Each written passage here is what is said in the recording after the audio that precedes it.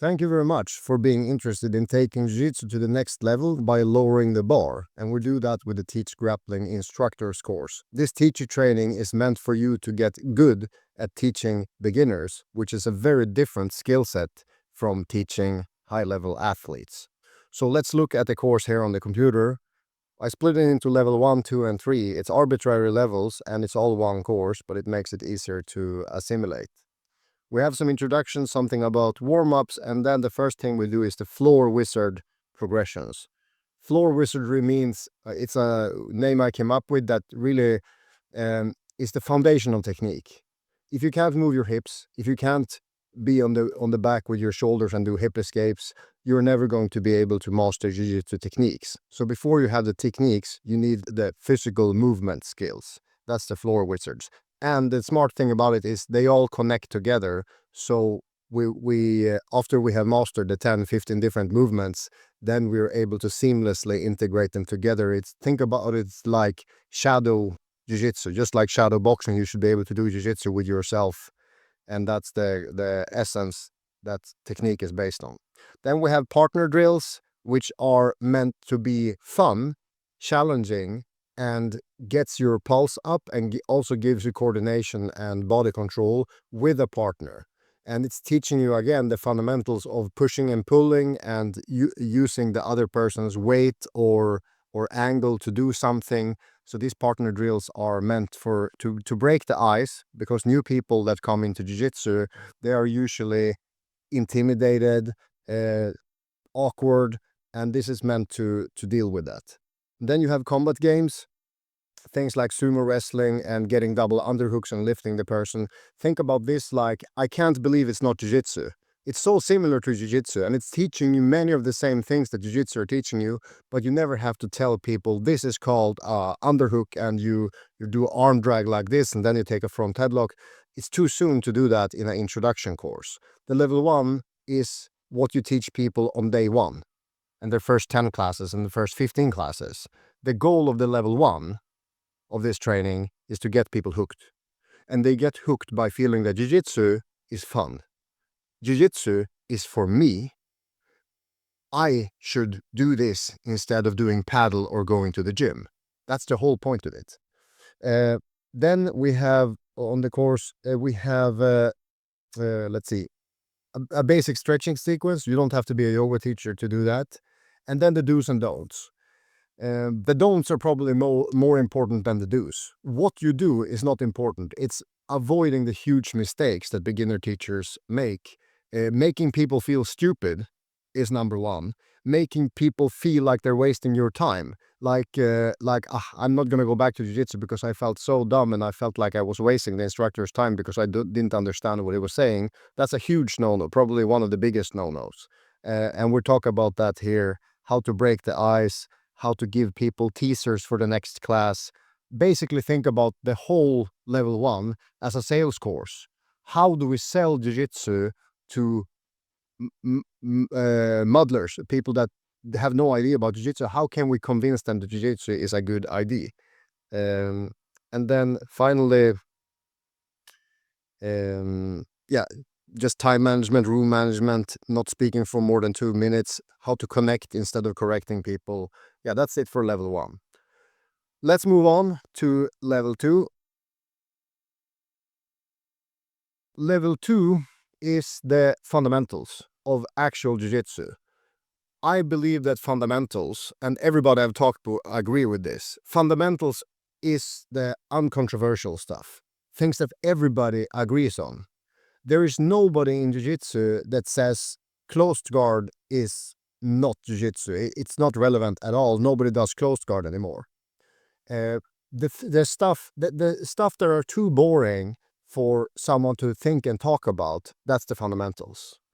So we need to figure out first, what are the fundamentals, and then how can we make the fundamentals interesting both to learn and also to teach. And I believe that we cracked that code with this training. So look at this, the level 2 instructors course. Introduction about models, how to present techniques. And then we have 8 positions. We have mount back, mount side control, and turtle. We have closed guard, open guard, half guard, and butterfly guard. So 8 different positions. And in the first class, we do mount to closed guard. If someone is sitting on top of us, how do we get out of there to another better position? How do we escape the mount to closed guard?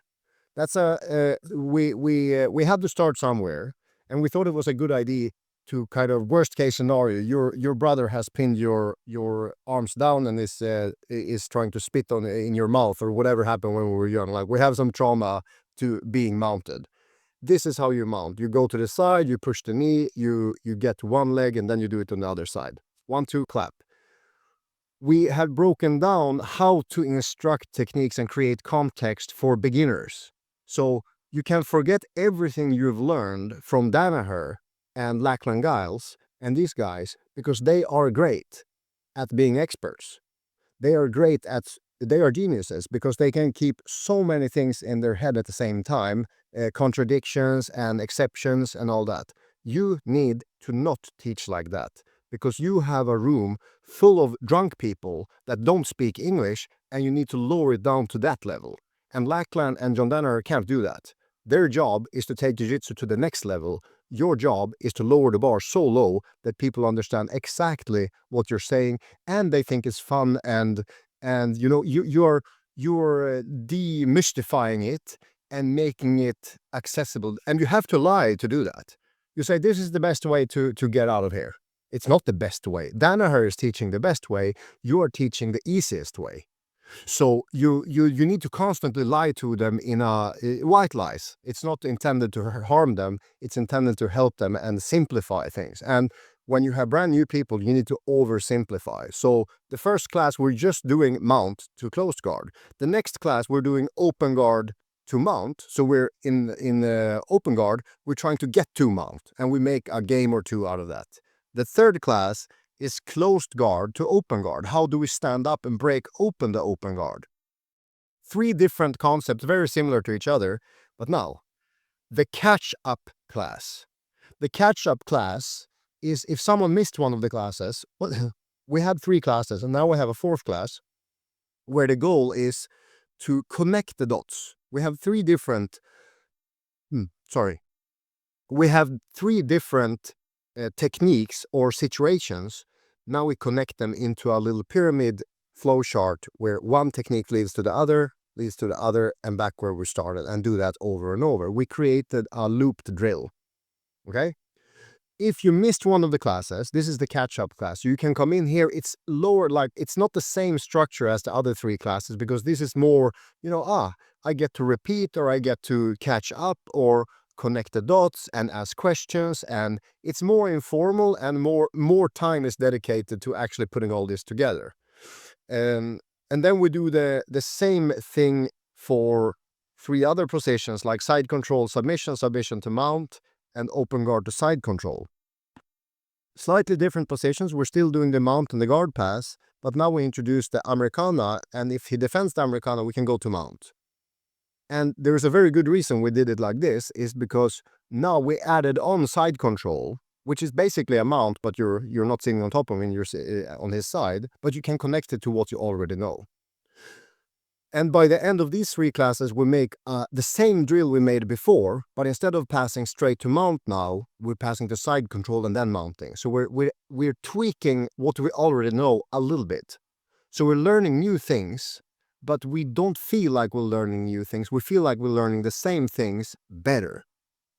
And every time we have made a new drill, like the open closed guard, pass to side control, mount, he escapes back to closed guard.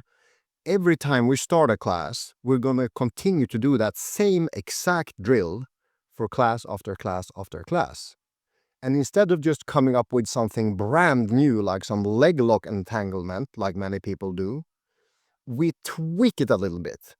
Or we change the perspective so that now the goal is to go from open guard and get him into closed guard. And then we're doing the same sequence, but maybe in reverse, or from the other guy's perspective, from top instead of bottom. So we're continuing the similarity over and over again.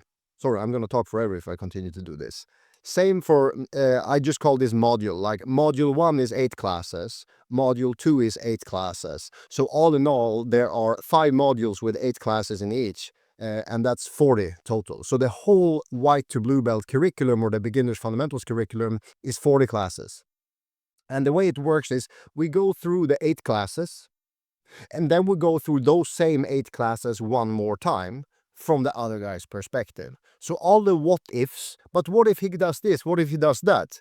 Good question. We're going to do that the next cycle. So we did 8 classes. Let's say we have 2 classes a week. So we did this for a month. That's 8 classes. Next month, we're going to do everything from the start, from the beginning, but now we're going to think about it from the defender's or the other guy's perspective. So the guy from top, how can he prevent doing this? If you introduce the prevention too early, then you're messing up the whole positional sparring and the drilling aspect, because then he can just use what he knows to stop the technique. So we first have to learn the technique at an almost non-resisting opponent. And then when we go through it again, when we have experience and can ask qualified questions, that's going to be your best relief as an instructor, to train the students to ask good questions instead of shitty ones. And we designed out the bad questions, most of them, with the curriculum. So you can just, dismiss the questions into the future almost continuously, because like, good question, we don't have time to talk about that today because this is the wrong context. We're going to talk about that when we get to class number 6 in a month and a half. And then you're training people to like, if I want to learn this, I have to continue. You have to train your students to come back regularly. And by not giving them all the information up front to confuse them, you say, now we're focusing on this. Your question is legit, but it has to be in a different context. So module 2, half guard, closed guard mount, all the 8 positions. Basically, we want to learn those 8 positions: side mount, back mount, turtle, half, butterfly, open and closed. We want to learn those 8 positions from top and bottom, from attacking and defending. So top and bottom, that's 8 times 2, that's 16. Attacking and defending from top and bottom, that's 32.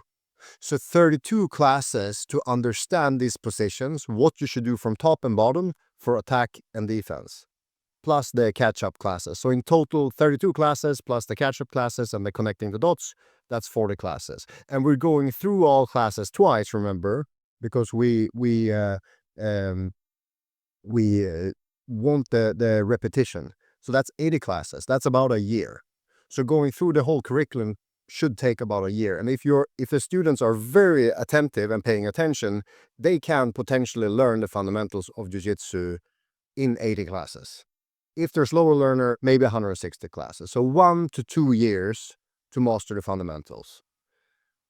And it's not just mastering fundamentals, it's making it make sense and be fun.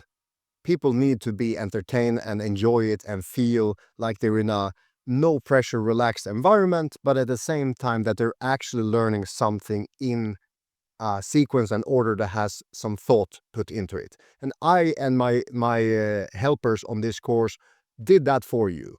You should not sit there and try to reinvent a broken square wheel by creating your own beginner's curriculum. What you should do is, instead of using the techniques that we have been using to create this course, you should use your own techniques. So, example, if we're in closed guard and I want to get to mount, I need to do a sweep. For example, the classic one, the hip bump sweep. I sit up and I bump him over and I'm in mount. Yeah, that's a way to connect these 2 dots. If you feel like, I prefer teaching the flower sweep because usually the people are on top of me and he doesn't often sit up, then you would start by teaching what you are comfortable teaching, like the flower sweep or whatever sweep, even the joint wing sweep. If you think that this is easiest for you to teach and easiest for the student to understand, you should teach that technique. We cannot decide which technique is best because that changes constantly and it depends on the crowd and it depends on you. But the structure of having these 8 positions is superior to randomly integrating stuff like spider guard and de la riva when they don't even know open or closed guard. There is an order which makes most sense to learn jiu-jitsu, and that's the order which you should do things in. No other order. you should learn butterfly before X guard, because if you don't know butterfly, you're not going to end up in X guard than by chance. So we have cracked the code at knowing what you should prioritize in the beginning. What happens later is like a tree of possibilities. Anything can happen when you're a purple or brown or black belt. So we don't bother about that. We go to Danaher, Lackland guys, and all these guys to figure out all the ifs and buts and maybes and exceptions. But to start, we all start at the same point. We need to learn how to break fall, do hip escapes, pass to mount, escape mount, the boring stuff. But we think the boring stuff is the most exciting because it's so undervalued. And when you tell people focus on fundamentals, people are going to ask you, what are the fundamentals? And if we don't have a very clear answer, we are not trustworthy. So that's why we created this course. This is the true fundamentals of Jiu-Jitsu, and people are going to deeply appreciate you creating this 30,000 feet, even, Google Earth perspective. This is Jiu-Jitsu. This is the great 8 positions. This is how you attack it, this is how you defend it, and this is how you connect the dots. Connecting these 8 positions with each other to make sense, it's a lot of work. So every time you introduce a leg lock or something that is not the fundamentals, you should only introduce it if it makes the whole complete picture easier to understand. So if you have an arm drag is a way to go from butterfly to back, go from half guard to back, go from closed guard to the back. From standing, you can do arm drag. So arm drag is a great technique because you can use one trick, one hack in many different positions, make it easier to connect the dots. That's why arm drag is a great position to teach beginners, because they only have to learn the fundamentals. Push the hand down so that you get a good grip in his armpit, and then lean back and yank. That's easy to remember. And if you repeat that in every position, you remember the arm drag, we did it in half guard, now let's do it in butterfly. Boom. That makes it easy for people to understand, even if they're drunk. And I like you to think about your students as being drunk, because their cup is full. They don't have a way to prepare for the class and do the mental work to clear their cup and all that. That they learn that later. You need to dumb this down so low that you won't believe it. You have to dumb it down and then dumb it down 4 times more, and find a way to do that without patronizing people. You don't want them to feel like actual kids. You treat them like kids in an adult way, yeah? But the structure that we created is for you to lean on. You shouldn't have to think, fuck, last class was a disaster, what should I do now? Maybe something completely different. No, you should stick to the structure. And here's the thing, here's a secret for you. If one class was a shit fest, which it will be because of circumstances and variables, just do the same class again. And write down, this went to shit. Okay, now do the same class again with a slight tweak. And if it was still a shitfest, you do it again, and you keep repeating the same class. I learned this in school because we did an English test, and we didn't know how to tweak the verbs, like do, go, went, gone. Like, we scored 70% wrong on that test. So the teacher was like, you're hopeless. He gave us the same test again. And then our results were twice as good. So just being patient and giving people the opportunity to take time to learn things is very valuable. Okay, let's go through number 3, level 3 is so that was the 2/5 of the white belt curriculum. We're continuing on module 4 here, open guard, turtle, half guard, background basics. We introduce a couple of submissions. Rear naked choke, because it's the most effective one, the strongest submission.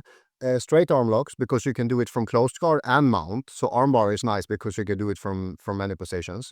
And a bent arm lock like the Americana, not because it's the most used one in high level competition, but Americana is safe and it's easy to use to, for example, connect the side control to mount, so that they just have you're just planting seeds, basically. I can use a submission and his as a distraction to improve my position. This is a very advanced concept for a beginner, and we don't want to talk about finishing mechanics like you have to do this and this and this and this and this and this and this to tap everybody. Think about submissions as a drug. you're giving the drug when it's needed, because people will like, oh, when are we going to actually learn the stuff that I see in the UFC? That's how beginners think. And you need to not just cut them off completely and say, you guys are idiots, I know what I'm doing, shut up and do what I say. That's not going to take you very far, even if you're right. So adding in submissions when the good little puppies have done a good job, right? So when they do what you ask of them, you say, okay, guys, today we're going to look at a submission. So we have those 3 submissions: rear naked choke, straight arm lock, bent arm lock, and then triangle, because triangle can also be done from many different positions. And those are the 4, like those 4 are more important than omoplata. They are more important than ankle lock. Introducing an ankle lock before they know a guard pass is a bad idea. When people are good at defending the guard and good at passing the guard, and they leave the foot hanging, you say, hey guys, I forgot to tell you something last year, but look here. Whenever the foot is here in the pocket, I just break his ankle. And then he's going to start, like, now you're adding complexity, but adding complexity too soon just creates confusion. So let's look at the final part of the course. We are finishing the 40 classes, and then this is the part 5. And then helping individual students is very different from teaching in the group. So the group teaching should be short, and we talk about how to teach that, and then how to tailor your teaching to the person asking the question. There is a group of 2 and they struggle with something. How do you help them effectively compared to teaching a group? What should they teach in a group versus what should they teach to beginners, is to individuals, is very different. And then the professor's role. When you're a teacher, you have responsibility. One of those responsibilities involves not banging your students, because that's an exploitation of a power position, and it's something that you're absolutely not allowed to do. Even if a lot of people, other people do it, it doesn't mean it's right. So we talk about ethics and the challenges of teaching beginners, how it feels to be the last guy that never gets picked. Everybody has their favorites, and how it feels to be, frozen out and maybe even bullied, and what you can do in situation where you feel like something is off.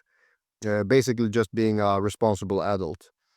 Private lessons, how to make money from privates. It's very, very, very good when you're new to make extra money from jiu-jitsu. How to teach seminars.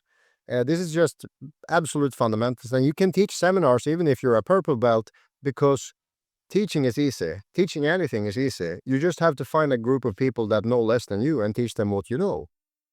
Think about that again. You can teach anybody anything as long as they know less than you, and you know how to teach what you know effectively. So you can teach a seminar in, this is how you tie your gi. This is how you play touch the head game. It's like a class, but there is more time to ask questions. So it's absolutely fine for a purple belt to teach a white belt a seminar. If you're not doing belts at all, why not teach a seminar in 4 rules?